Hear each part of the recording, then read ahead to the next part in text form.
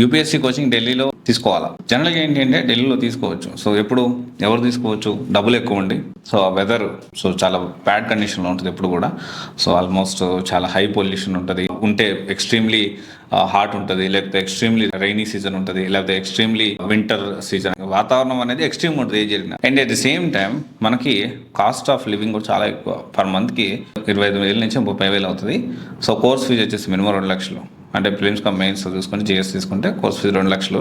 దాంతోపాటు ఒక 25,000 నుంచి 30,000 అక్కడ ఉండడానికి, రూమ్కి, దాని వాట్ ఎవర్ ఇట్ మే 25,000 నుంచి 30,000 అవుతుంది. సో మళ్ళీ స్టడీ హాల్స్ అని అవని ఇవని ఓవరాల్గా మీరు ఢిల్లీలో ఐఏఎస్ కోచింగ్ తీసుకోవాలంటే మినిమం టు మినిమం దాదాపు ఒక 7-8 lakhs ఉంటే ఒక 1 year మీరు అక్కడ స్టే చేయడానికి అవకాశం. అట్లీస్ట్ 7 lakhs ఇంక్లూడింగ్ మీరు రాన్పోన్ ఛార్జీలు, లేకపోతే స్టడీ హాల్స్ అన్ని కలిపి వేస్తా ఉన్నారు. యావరేజ్ 7 లక్షలు డబ్బులు ఉంటే యూపీఎస్సీ కోచింగ్ కోసం ఢిల్లీకి వెళ్ళండి, లేకపోతే చాలా ఇబ్బందులు పడతారు.